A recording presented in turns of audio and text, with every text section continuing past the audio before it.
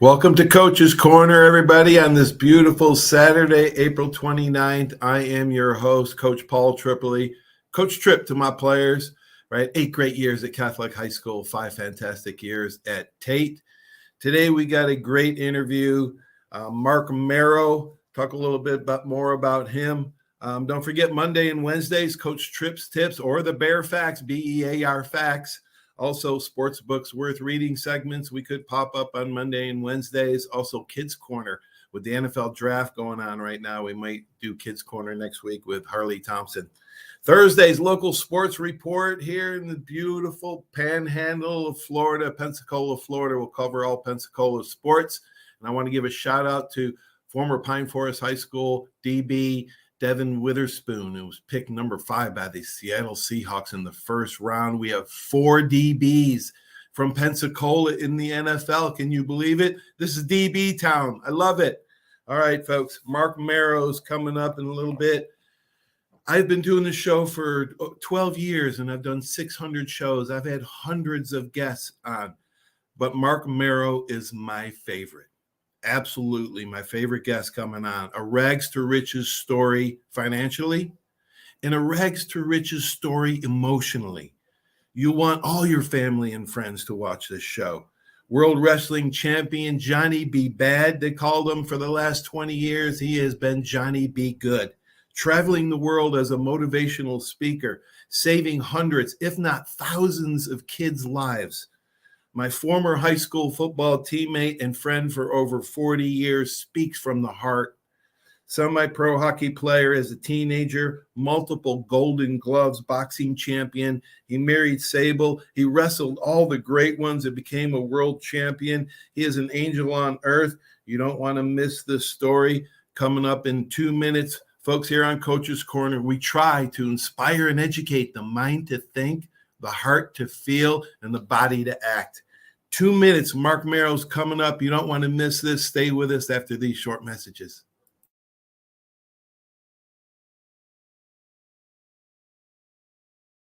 There's a reason why Hill Kelly in Pensacola is the #1 selling Chrysler Dodge Jeep Ram dealer between Jacksonville and New Orleans. While other dealers have taken advantage of a competitive market with higher prices, Hill Kelly has discounted prices to the lowest of the year. And Hill Kelly in Pensacola won't surprise you with excessive charges beyond the selling price. Come see why people from Milton, Pace, Foley, Bay Minette, Daphne, Gulf Shores, Mobile, and beyond are driving to Hill Kelly in Pensacola to buy their next new Chrysler, Dodge, Jeep, or Ram. At Hill Kelly, the bottom line price and your satisfaction are what really matter. So before you sign, check the bottom line and make the trip to Hill Kelly in Pensacola to see what true local ownership can do for you. At Hill Kelly Chrysler, Dodge, Jeep, Ram, Highway 29 in Car City, Pensacola. Or shop online 24/7 at hillkellydodge.com. When it comes to bottom line pricing, nobody beats a Hill Kelly deal. Nobody. Hey, Bill, some game, huh? I haven't really noticed, Paul. What? The biggest game of the year? I've been looking over my insurance. Talk about problems I'm trying to figure out. Well, do what I did. Call the Seiler Agency. They showed me what I needed and what I didn't. They even saved me money. Now, instead of worrying about my insurance, I can worry about the big game. Contact the Seiler Agency at 476-7443 for all of your insurance needs. Your independent agent for home, auto, boat, RV, commercial, general liability, life, and sound investment strategies. Call 476-7443 today. Are you riding around in a filthy vehicle? Dirty car no more. Visit Ronnie's Car Wash today to get it shining in no time. They have 3 convenient locations with another coming soon. The unlimited monthly wash packages start as low as $14.95 per month with free vacuums, multi-purpose spray, and towels. Visit them in Gulf Breeze, Navarre, Fort Walton, and soon Crestview. Don't wait, wash today. Be sure to see Ronnie's Car Wash on Facebook to see the latest specials and discounts. You'll be riding and shining in no time. Wrote down his dreams and goals, setting his sights on athletics. Mears worked hard to achieve success in hockey, football, boxing, and became a world wrestling champion. After reaching the pinnacle of entertainment as a WCW and WWE wrestling champion, Marc suffered an enormous loss and learned that money and fame can't buy happiness. Quote, "It's not in your pocket, it's in your heart that truly matters." Mears, tell everybody, we're going to spend the next hour here, but I want everybody to know your story from the beginning, and then we'll go from there. Well, obviously it's a long story, but I'm going to give you kind of the short version. I grew up in Buffalo, New York, and then we grew up in one of the worst drug and gang infested neighborhoods in the west side of Buffalo. And it was there that I really developed my skills in athletics. I always dreamed of being a professional athlete. In fact, I still have the book. I wrote down my dreams and goals when I was 10 years old, being a professional athlete, winning rookie of the year, becoming a millionaire, all these things I wrote down as a kid that were, dreams and hopes and goals of my life that I wanted to come true. But I carry that book wherever I go. I just did a corporate presentation for the sheriff's department, the winter conference for Florida sheriffs. And I had that little book with me, and I explained to them about how important is that. I don't care how old you are, man. Dreams and goals. I think when you stop dreaming, you stop living. And and one of the things that I shared with them is that I will never retire. I'll just refire. And it's so important, man, to always have a reason to get up every day. Trip, so many times that I've read stories and have known people that they could not wait to retire. That's all they talked about was retirement, And the next thing they retire. And many times they're so bored because they don't know what to do with themselves. They didn't plan for retirement. It just comes up on you very quickly. And all of a sudden you go, okay, so what do I got to do today? I'm going to go fishing or go do this. But the problem is that many people die shortly after they retire. And this should be a time in your life that you should just be able to enjoy it, And that's why I said I always want to have a reason to get up in the morning. So I don't ever see myself as retiring. You might slow down a little bit, but you have to have a reason to get up every day. And that's what I found, reinventing myself, and Trip, when I think about it, most amazing things that happened to me happened later on in life. A lot of people don't realize that I didn't become a professional athlete, a professional wrestler until I was 31 years old. I became an inspirational speaker at 47. I wrote my first book at 50 years old. I became an ordained minister at 52. I ran for a seat in the Senate at 65. Okay, that hasn't happened yet, okay? But I keep dreaming and believing big, man. But Mears, you got such a beautiful story from the beginning. I mean, not without tragedy, though. You've spoken to thousands of schools, millions of kids. You've written letters, testimonials from kids telling you that you saved their life, Mears. 99% of people on this earth have not heard those words, maybe except doctors. What is the feeling like when a kid writes you or tells you that you saved his life? Does it get any better than that? Trip, I'd say that's it gives me a reason every day to want to continue to do what I do. I mean, you take on a lot of heartache because remember, we get about 100 messages a day through our social media platforms, and we have a staff that goes through all those letters. And then, of course, ones that are forwarded to me that I personally answer are obviously kids that are suffering from depression, anxiety, being bullied or abused, and certainly kids that feel suicidal. I just got one yesterday, matter of fact, and I get them every couple of days. You get one like that, and these are kids that we really have to pour into, let them know that somebody cares, that somebody's there for them, Trip, I share a quick story with you. I spoke at a school recently, and the principal was telling me about this young man that was at my presentation, and he got a full scholarship to a Division I college. I mean, amazing football player, probably maybe someday you can go professional. And but I seen him, and the principal goes, "Hey, can you go over and give him a few positive words?" And I thought, wow, it's amazing that the one kid that is going to be probably so successful in this school was a kid that kind of had his head down, sitting there. So I went over to him and go, "Hey, man, what's going on?" And he goes, "Hey, I really enjoyed your presentation today. It really, really inspires me." And I said, "Man, I heard you got a scholarship to a Division I school." I said, "Man, you got so many scholarships. It's amazing. Now you get to pick where you want to go to one of the best schools in the country." I said, "Your parents must be so proud of you." And he said to me, "They never saw me play."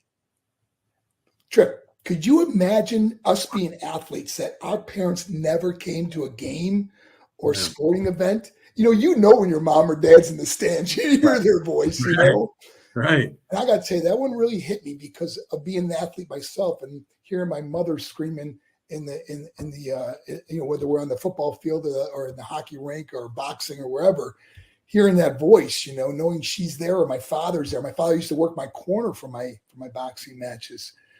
So I thought, wow, how sad is that to go through life, but to become that successful and never have nobody in your corner?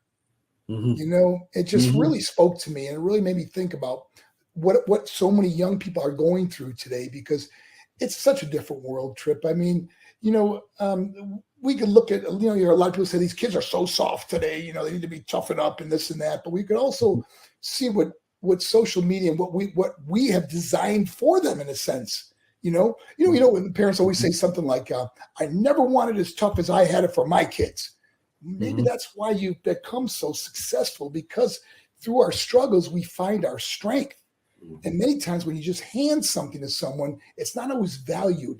And Trip, I saw this at my own presentations. When we went to a school and we didn't charge them nothing. We just did it for free, I noticed something that happens when a school pays for us to come, because obviously airlines and hotels and rental cars are very expensive. People have no idea the money that's involved in traveling all over the country, But when we did a school, we said, this school's really hurting. We're going to do this for free.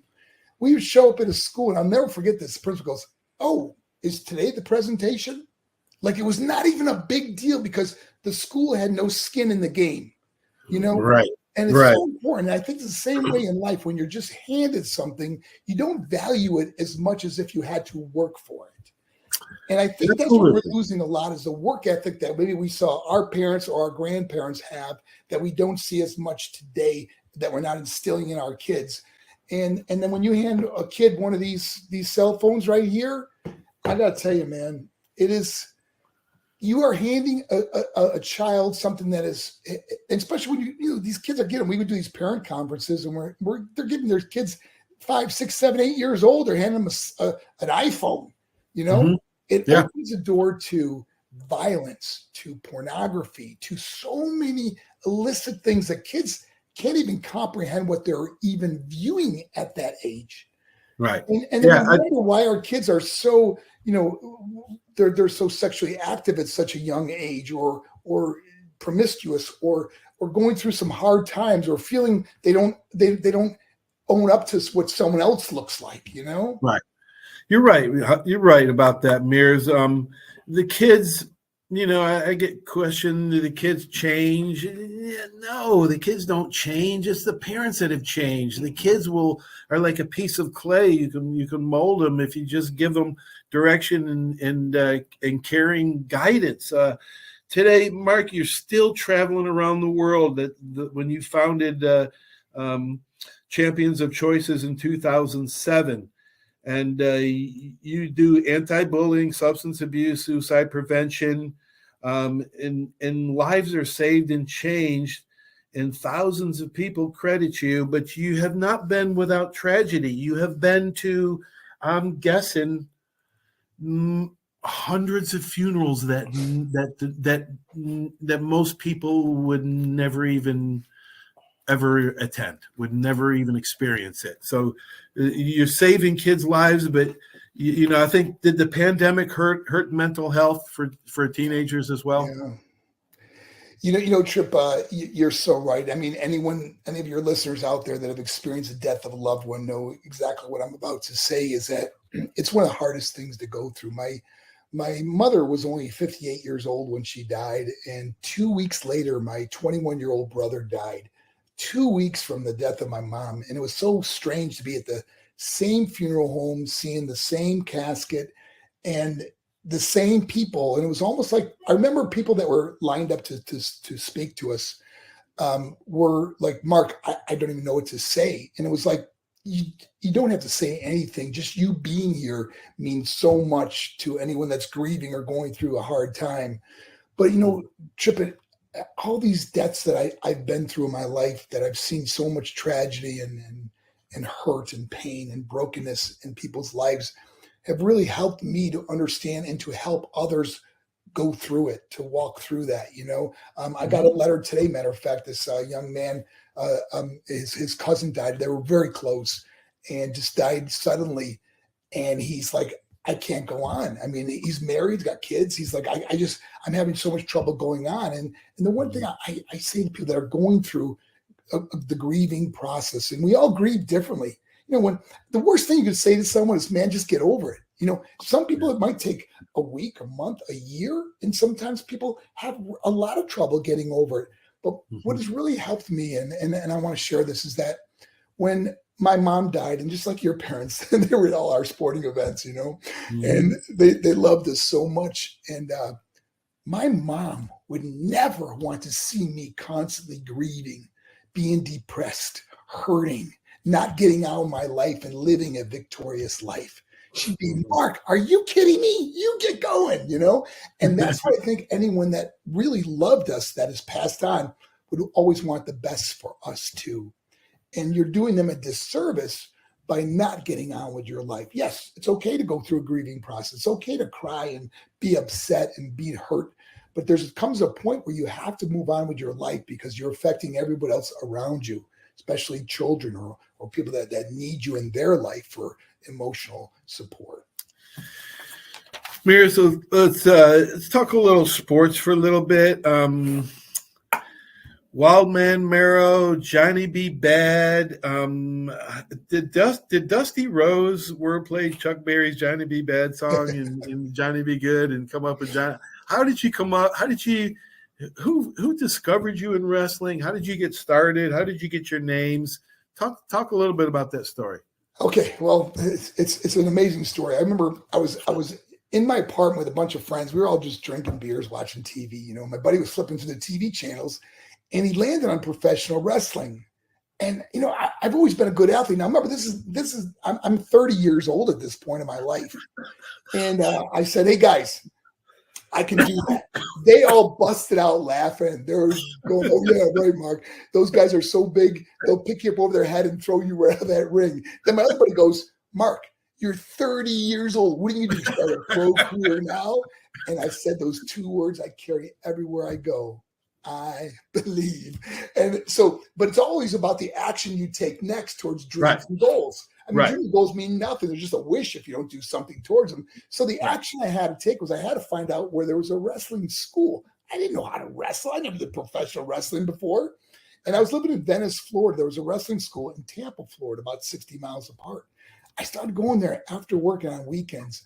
1 year later, a bunch of guys at the gym were the guys that got beat up on TV. They drive 9 hours to Atlanta, Georgia to get beat up on TV for $150 by like superstars, like Sting and Road Warriors and stuff, So I said to them, "Hey, can I go with you guys?"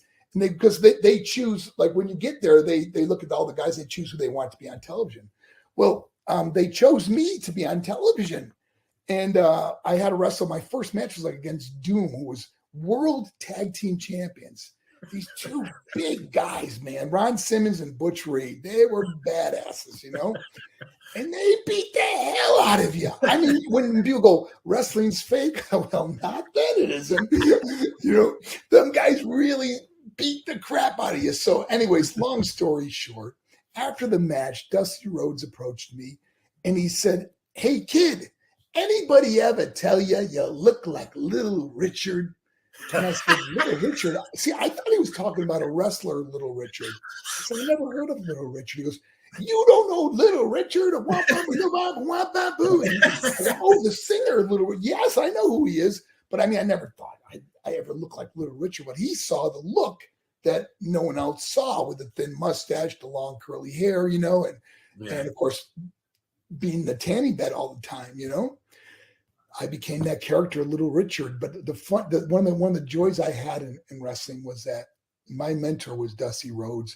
He would go to the arenas before and he'd show me how to walk and talk. And, when he goes, "This is what I want you to do. I want you to say, 'I'm a bad man.'" And he'd do it for me. And we get laughing, and I'm so outrageous. It's contagious. I don't sit down. I get down.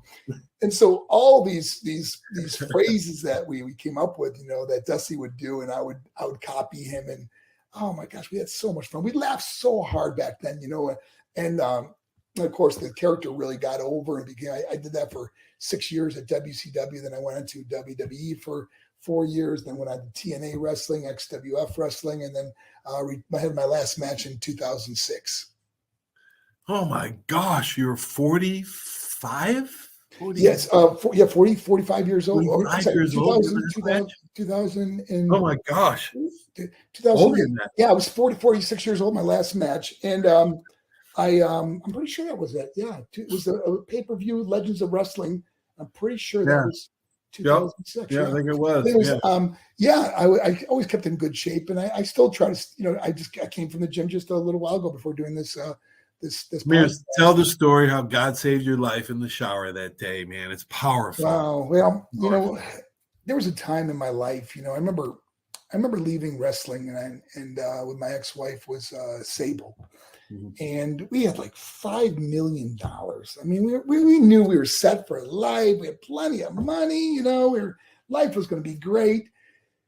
And we went through a divorce. Of course, the death of my brother, my sister, my father. So many people died in my life, and I was falling into this deep depression. Then she ended up leaving me and divorcing me. And, obviously you split everything in half and I lost that and then went through more heartache and turmoil and the housing market crash, the stock market crash. I mean, all these things and I wasn't keeping up with what I should be doing in my life. Next thing I know, I'm broke.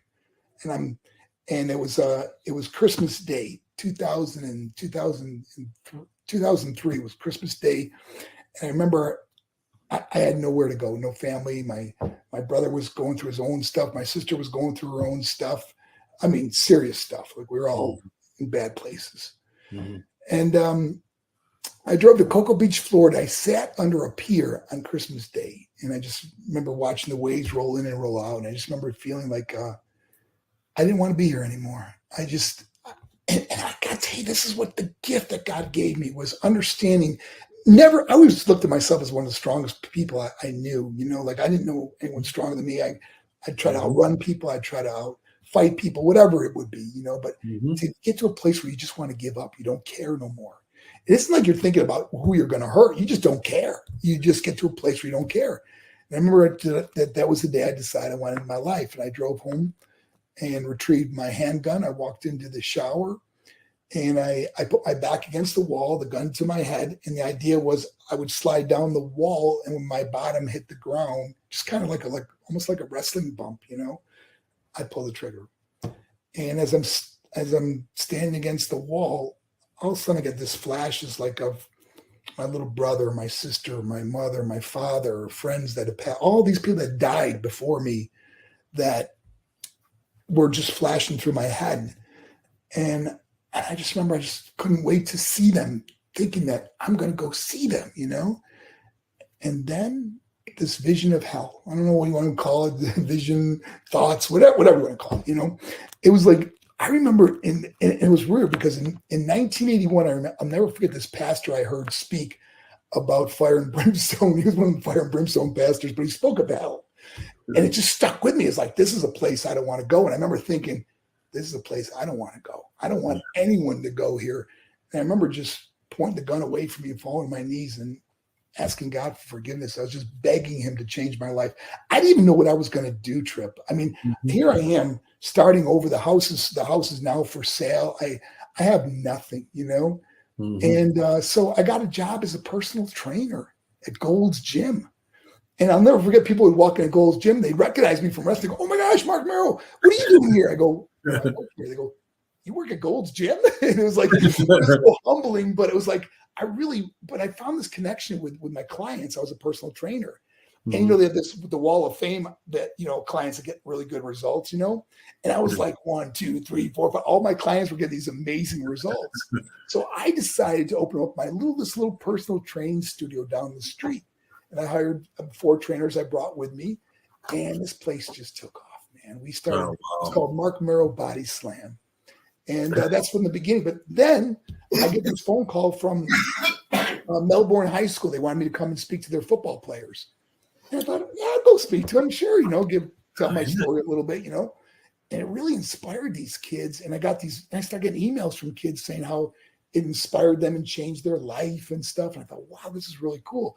Unbeknownst to me, they called another school and said, hey, we just had this guy come here and speak, and he did a great job. They wanted me to speak to the whole school. And that's how it started snowballing. And then some of my videos went viral, and I've been all over the world. I even went to Russia and spoke at Russia, been to Guatemala, been all over. We average about 230 events a year, Trip. And my God, my 16th year speaking. The only thing we had off, we did virtual events during the pandemic, but our live events were averaging about 230 a year for all those years. It's been an incredible journey. I couldn't be more blessed. And, even though I can't mention God's name at school, I just pray his love and light shine through me in some way. But when a kid contacts me that's suicidal, I can share more of my faith and even pray with them and say, hey, have you ever prayed before? Or, and some kids, they don't believe in God, and you respect that. You can't beat people that have the Bible. You got to respect what people believe in their choices. Like, we all have choices. Right. Wow. Do you know Joe Anoy, Roman Reigns? He's from Pensacola. I've never met him. Of course, I know who he is, obviously, from one of the great wrestlers, one of the leading wrestlers out there today, Yeah. Do you still watch wrestling? Do you still watch wrestling? I don't watch it that often, but I got to tell you, seeing some clips on social media, I really love that whole bloodline thing they're doing at WWE. Yeah. It's one of the things that have really attracted viewership and made it fun. And of course, Sami Zayn has become a big star out of this whole thing. So he's kind of fun to watch now, and their promos and things that they're doing are really fun. So Mears, I want to introduce you to a friend of mine. Sure. This is Coach Mark Hobley here. Hey, Coach. Hey, how are you? Thank you for what you do for the kids. Thank you, my brother. I appreciate that so much. I want to introduce you to Owen over here. Owen. Hey, Owen. Hey, Owen. Owen's visiting his uncle here across the street, and he's from Minnesota, and you came to his high school a few years ago. Yes. Yeah, you sure did. What high school was it? It's Crookston High School in Minnesota. Crookston High School. Yes, yeah. Yeah, isn't something? It's funny, Trip. I meet kids every day wherever I go. I always meet someone that says, "Oh my gosh, you spoke at my high school or my middle school," or parents that meet me and go, "Oh, you spoke at my kids." It's really funny because when I go through the airport now, people don't recognize me from wrestling; they recognize me from speaking at their school. Well, yeah, but Mears, you've impacted thousands of lives in after wrestling. Yeah, you might be famous for wrestling, but now maybe you're more famous for helping other kids. My gosh, we got so much more to talk about. You played pro hockey as a high school kid. You were a 3-time Golden Glove boxing champion in New York State. You taught me how to fight on ice skates. I'm clear. I want to clear something. I never played pro hockey. I played for the Syracuse Stars, which was junior hockey. Semi-pro, semi-pro. And but yeah, I played. I made their team. I think I was 16 years old when I played for them. And but that was quite the league back then. I'll tell you, that was a very rough league. Mears, we got to take a short break, but we want to keep you on for the last half hour, if that's okay. We'll be back with you in just a few minutes. Absolutely.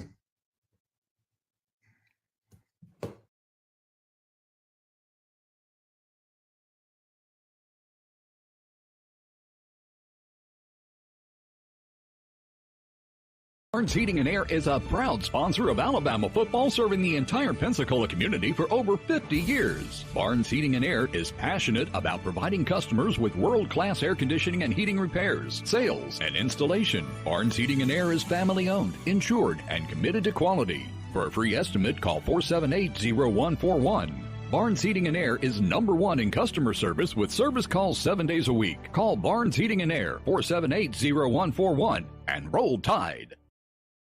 75 years of service and high tech today. It's Pensacola Glass Company at 433-8348. High tech is a term often applied to advanced services and products in today's marketplace. And today, glass is much more than the simple pane of brittle, see-through stuff we hit baseballs through when we were kids. Glass is now a product with unique flexibility in both performance and application. And Pensacola Glass Company is growing right along. That's Pensacola Glass Company at 433-8348. Are you riding around in a filthy vehicle? Dirty car no more. Visit Ronnie's Car Wash today to get it shining in no time. They have 3 convenient locations with another coming soon. The unlimited monthly wash packages start as low as $14.95 per month with free vacuums, multi-purpose spray and towels. Visit them in Gulf Breeze, Navarre, Fort Walton, and soon Crestview. Don't wait, wash today. Be sure to see Ronnie's Car Wash on Facebook to see the latest specials and discounts. You'll be riding and shining in no time.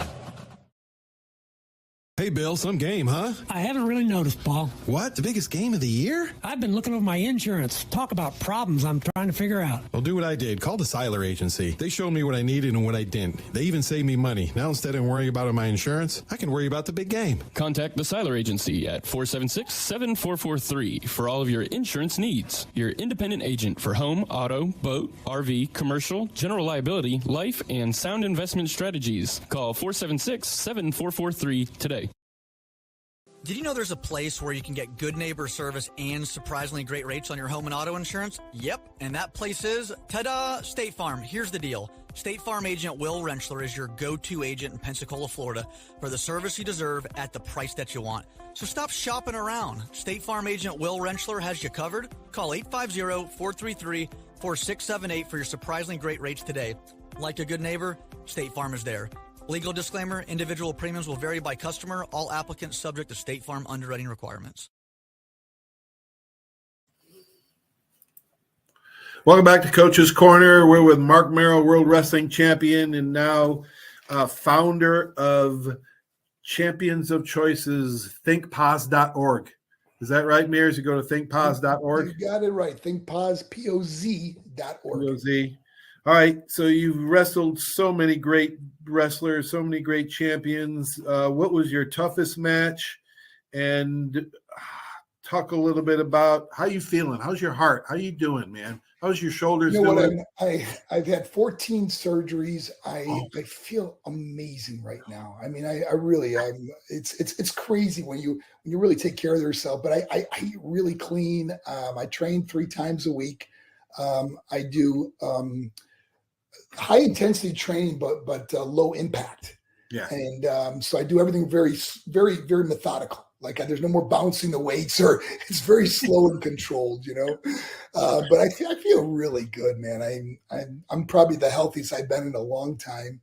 But I was blessed to be in wrestling at probably the greatest time. The Attitude Era back then was probably the greatest time when I got to wrestle so many greats. I mean, when you think of the guys I wrestled, Stone Cold Steve Austin, Diamond Dallas Page, Triple H, The Rock, Big Show, the list, Sting, Ric Flair, the list goes on and on that I was blessed to work with and to have great matches with. Like, for example, there's 3 guys I probably wrestled the most. Okay. When I said wrestled the most because we were in WCW and WWE, but, and I wrestled all those years, but we'd be in programs together where people might see you wrestle, on television at a pay-per-view, but they don't realize you're wrestling that guy every single day across the country in arena shows, But I'll give you 3 that I probably wrestled the most. Stone Cold Steve Austin, because he was Stunning Steve in WCW and then Stone Cold in WWE. We had programs together against each other for years and years, and I beat him in the Intercontinental. When I won the Intercontinental title, I beat him in the tournament. Let's see, Triple H. In fact, Triple H's first title, he was like a 16-time world champion now. His first title was when he beat me for the Intercontinental title, and we've gone back and forth. So we were in W7. We wrestled probably over 200 times. And same thing with DDP. Me and him, man, I probably did more pay-per-views against Diamond Dallas Page than anyone else out there. So I was blessed to wrestle some of the greats, man. What do you have any advice for young wrestlers, young boxers, young athletes that are trying to get into the sport? Yeah, when I look at things that I did right and things that I could have done better, and that's what's really important is I think so many athletes today, if they really want to go to a level of professional or really want to excel at their sport, it's what you put into it. I mean, there are a lot of gifted athletes, but some of the greatest athletes I've ever seen aren't the so much gifted ones, the ones that work so hard and it becomes so amazing. Yep. I'll tell you, let me give you an example.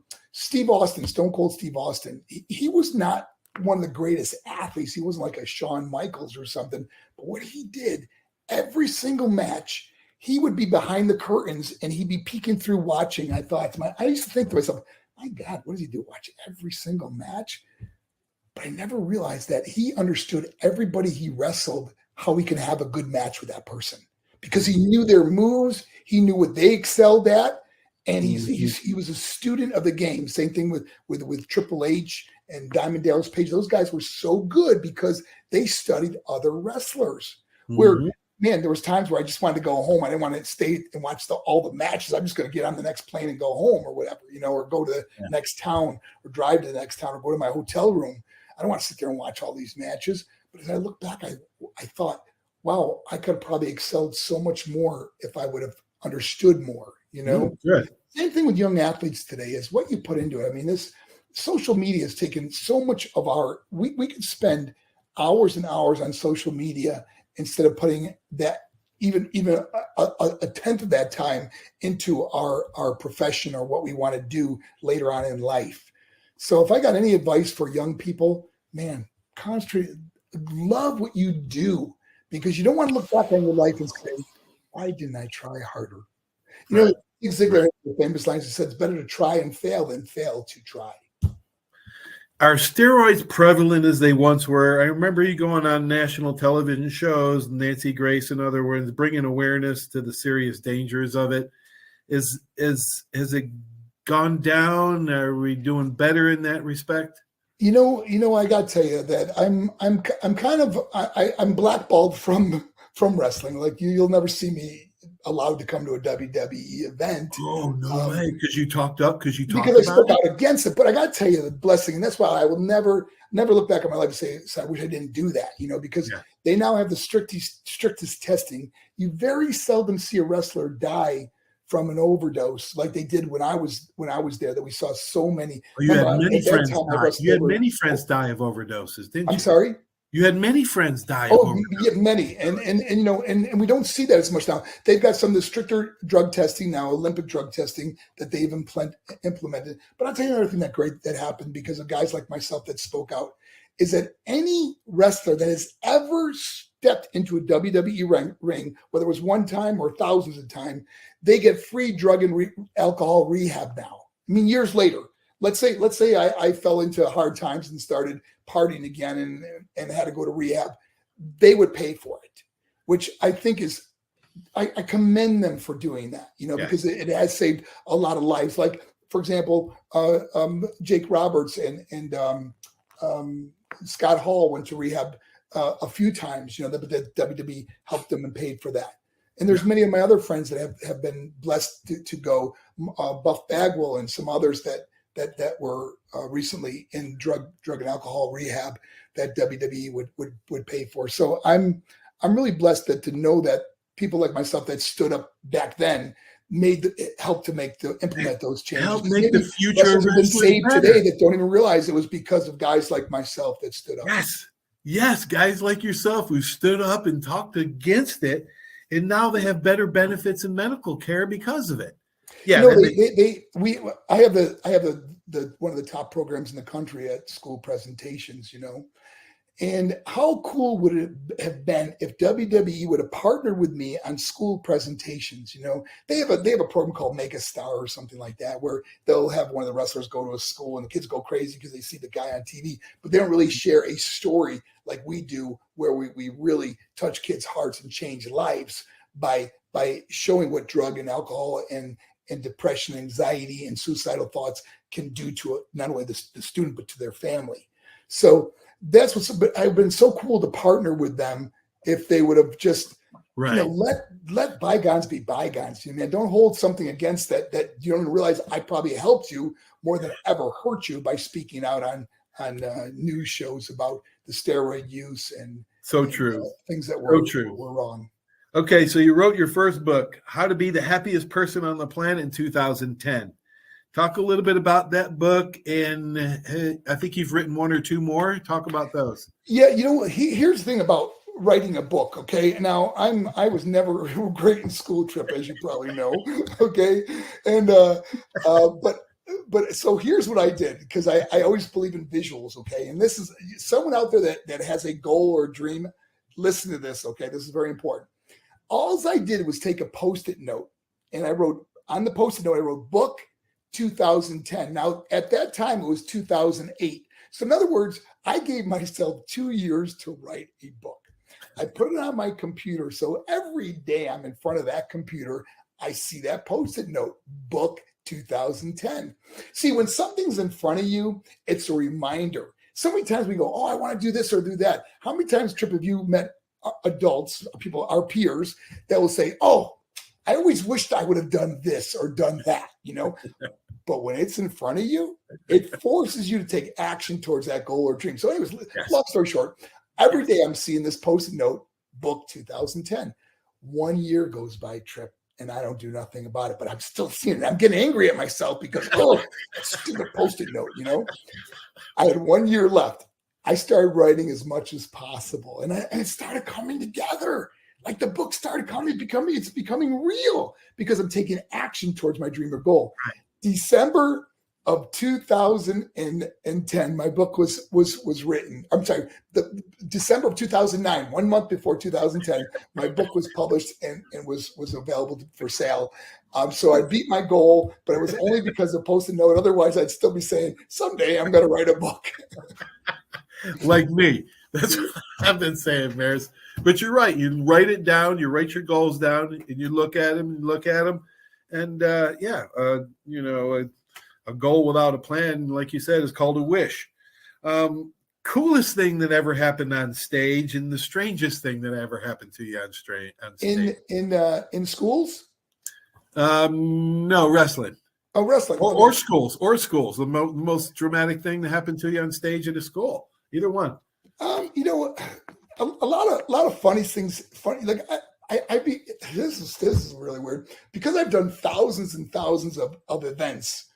You become really aware of the audience, okay? And little things that happen don't bother you. Like, for example, a giant screen falls down in the middle of your presentation, where you can continue speaking, or I've had kids pass out, throw up. I've had a fight break out. I've had announcements. We just had one recently where the announcement came over the PA system while I'm doing my presentation, where the music teacher didn't know that there was a mic turned on in their studio, and she's just yelling at a student who's coming across. And I just said, I'm glad she's not my teacher. And, everybody laughs. And, you got to roll with things, but you become very good at it, because you've experienced a lot of tough things. And also kids that are disruptive, that look for attention. Mm-hmm. You could have the best kids. Like, I speak in front of thousands of kids, and you could have, you're in front of these big audiences. There's sometimes a kid that's going through a really hard time that just wants attention and he's being a jerk. Mm-hmm. So he's talking, or he's like, you mentioned about drugs, and he'll go, woo, smoke a little of that, or something, and you have to understand how to deal with this with students and things like that. So, but as far as in wrestling, we've had some, funny things, some unreal things. Diamond Dallas Page and I have experienced quite a few things because we wrestle each other so many times. But that son of a gun he had wrestling on his mind so much. He would call me at 2 or 3 in the morning when I was sleeping and go, hey, hey, bro, listen, I got a spot I want to try at the show tomorrow. I'm like, what time is it? And it's Dale's. It's 3 a.m. He goes, I know, but I can't sleep. I got to talk to you about this. So he would drive me crazy, man. So you've done thousands and thousands. I remember when I talked to you, you were on the show a few years ago, and you'd stay up at night and write letters to these kids. What do you say to them that you connect? Is it the story, the heartfelt story that you tell them that you connect with these kids? Is that what it comes? Is that what comes from? Oh, don't trip. I can like do this. Let me share something with you, okay? Sure. This student wrote this is one that I actually saved because it really touched my heart. My videos that have gone viral, not just being on stage presence, but my videos on social media. Let me read you one. This is this little girl named Casey that wrote this to me. She said, I had pills in one hand and a drink in the other. I had enough to end my life. I was ready to leave all because I didn't fit in. I felt unwanted, like I wasn't supposed to be around, like I was God's mistake. I looked on Facebook one last time and saw your video about your mom. I looked at your page and with tears rolling down my face, I put the pills away and read your posts. This was 10 minutes ago. If it wasn't for that video, I'd be filled with pills on the way to see God. Thank you. And those are just an example of letters I get that from students that, and Trip, I have, if you can see on my page, I get hundreds of these every single day, Oh my God, Mears, how do you do it every day? But the other thing I get, Trip, and I get kids that are self-harming, and they send me the pictures of their self-harm. And we work on getting these kids in pictures. Then I got this one little girl, she just sent me a picture of, and this was kind of cute. I don't know if you can even see it. It's a picture of a blade and a toilet. And it says, bye-bye blades. I'm doing this because Marc Mero came to my school today and touched me deeply with his story. I'll never forget what he said because it's what changed my life today. Thank you so much. I will never cut again. And, so getting letters like that just keeps you going, Trip. It's, oh my gosh. I got to share some kind of personal, because many times and even as adults, we start doubting ourselves, Trip. We get to a certain age in life, When I started this program, I was married at that time, and I was 47 years old, 16 years ago. And I said to my wife at that time, I said, man, I can do this for maybe 3 years. No kid in middle school or high school is going to listen to a guy over 50 coming on stage trying to talk about stuff, And I'm 62 now, Trip, and I've never connected better with students than I do today. I've never had a better relationship or connection with students. And it's funny because when you show like montage of things I've done, we show like with celebrities, right? You're showing pictures of me having dinner with the president and Muhammad Ali and the rock group Kiss and stuff. First of all, the president was Jimmy Carter. Now, when you think about that, that's like talking about Abe Lincoln to kids. You know what I mean? Like it's actually funny because they're like, "Who's Muhammad Ali?" They're from a different era. So it's kind of hilarious when they're like, "Huh? Who's that?" My gosh, Mears, you're such an inspiration to so many people. You'd have been a great coach. You've been a great football coach. You'd have been a great boxing coach, wrestling coach, because you touch the lives of kids. And I had Danny Warfel on my show a couple of weeks ago, and we were talking about the impact and that his foundation do, and maybe what great coaches, right? The great Billy Graham says, a coach will impact a kid's life in 1 year more than most people do in a lifetime. But you are a coach of life. Man, you're not just a coach of a certain sport, you're a life coach. And Joe Ehrman, a great player, lacrosse and football player at Syracuse, he wrote a couple, really good books that talk about that subject of, teaching kids to be other-centered, right? Not about themselves. If you focus on helping somebody else, then you'll get more in return than if you try to get stuff from somebody all the time. Yes, the more you give, the more you get back in life, man. We had a really tough coach on our team, Coach George O'Leary, who I went and saw just a little less than a year ago. I went to his house here in Georgia. Oh, you did? Oh, yeah, man. We spent the day together. We went to lunch together. We sat out at his pool together. And we just reminisce. And I started reminding him of some of the things he would do to us back then that we could not do today. Trip. Trip, do you remember when he used to put all the players in a circle and he'd call a number and you go to the center of the circle, then he would call another number and you bull in the ring. Or then he'd call 2 or 3 numbers and guys were just hitting each other. And I can't do that today, man. No, you can't.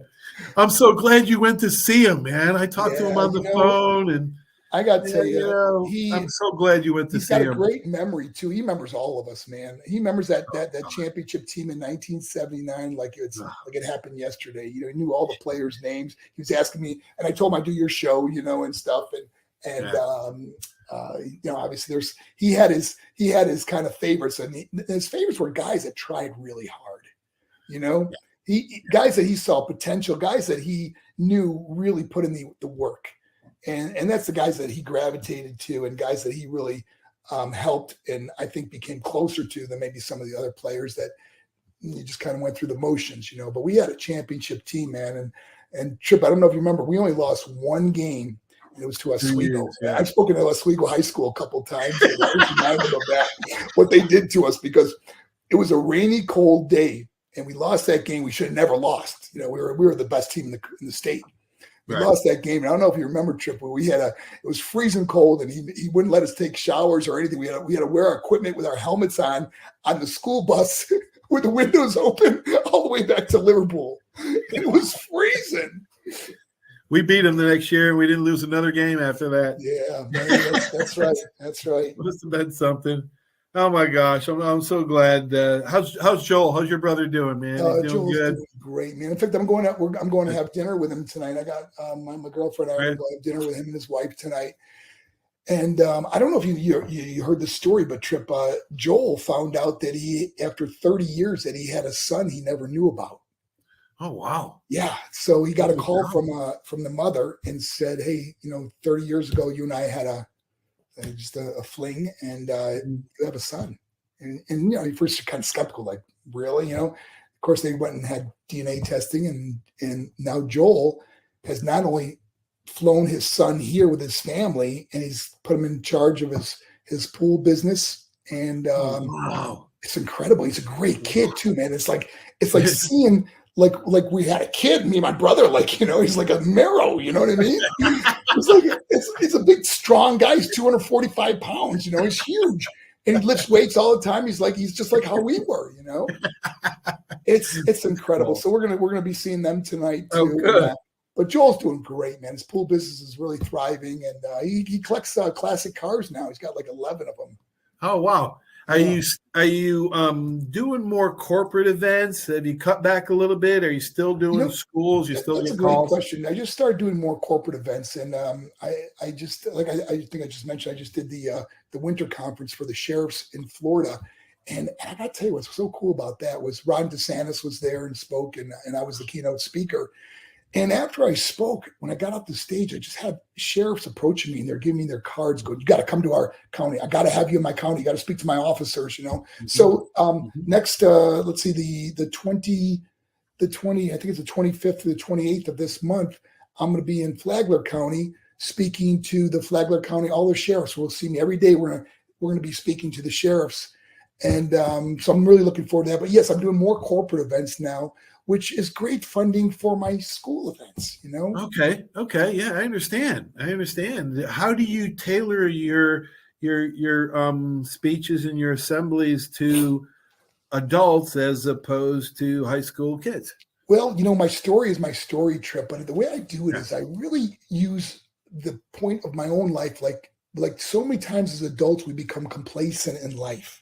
Mm-hmm. And we say things like, those were the days. And when you say those were the days, you're basically saying your best days have passed you, where I want people to realize the rest of their life will be the best of their life. You know, you could do anything you set your mind to, man. We could grow from grace and knowledge from mistakes we made in the past. You want to start a side business, you want to write a book, you want to do something. Don't give up on dreams and goals, man. It's never too late.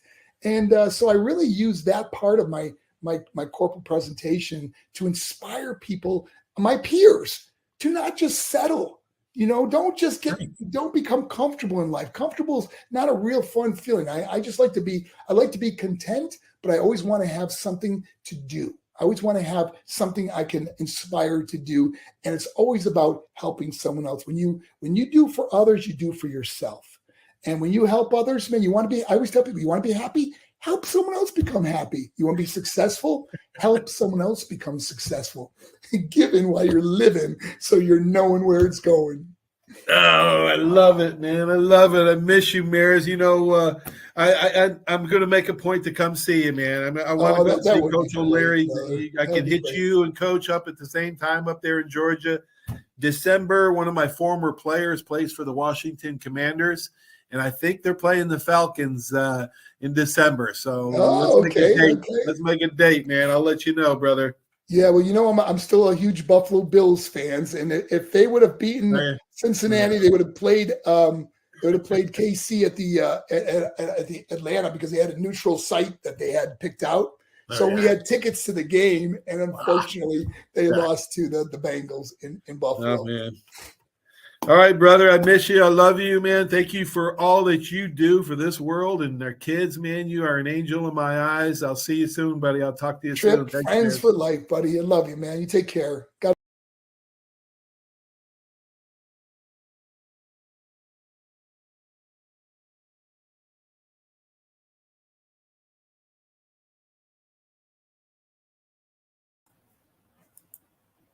Hey, what an interview with Marc Mero. Is he not an amazing person?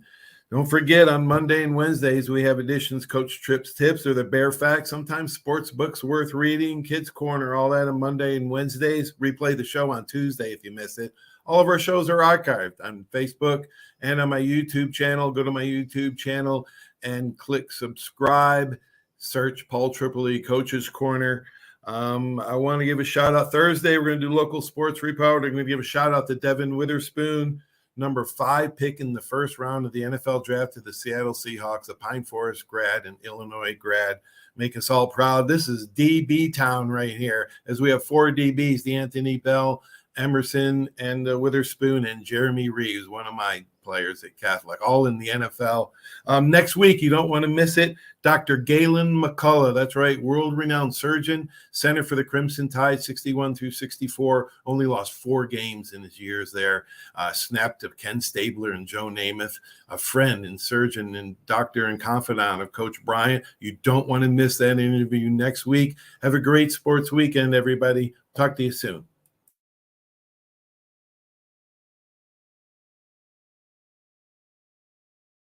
Are you riding around in a filthy vehicle? Dirty car no more. Visit Ronnie's Car Wash today to get it shining in no time. They have 3 convenient locations with another coming soon. The unlimited monthly wash packages start as low as $14.95 per month with free vacuums, multi-purpose spray, and towels. Visit them in Gulf Breeze, Navarre, Fort Walton, and soon Crestview. Don't wait. Wash today. Be sure to see Ronnie's Car Wash on Facebook to see the latest specials and discounts. You'll be riding and shining in no time. Step One works so hard to get you in the perfect car. Looking for a better car buying experience? With the Step One Advantage from Buick GMC, Fort Walton Beach, and Pensacola, receive no-hassle market-based pricing or incentives by pre-ordering. Looking to sell or trade? Our dedicated team will even come to you. Plus, every vehicle sold at Step One supports local charities right in your neighborhood. Experience the Step One Advantage at Buick GMC, Fort Walton Beach, and Pensacola today. 75 years of service in high-tech today. It's Pensacola Glass Company at 433-8348.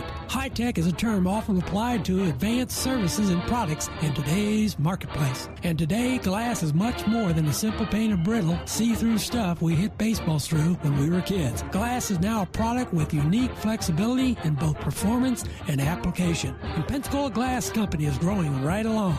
That's Pensacola Glass Company at 433-8348. Did you know there's a place where you can get good neighbor service and surprisingly great rates on your home and auto insurance? Yep, and that place is, ta-da, State Farm. Here's the deal. State Farm agent Will Rentschler is your go-to agent in Pensacola, Florida for the service you deserve at the price that you want. So stop shopping around. State Farm agent Will Rentschler has you covered. Call 850-433-4678 for your surprisingly great rates today. Like a good neighbor, State Farm is there. Legal disclaimer, individual premiums will vary by customer. All applicants subject to State Farm underwriting requirements.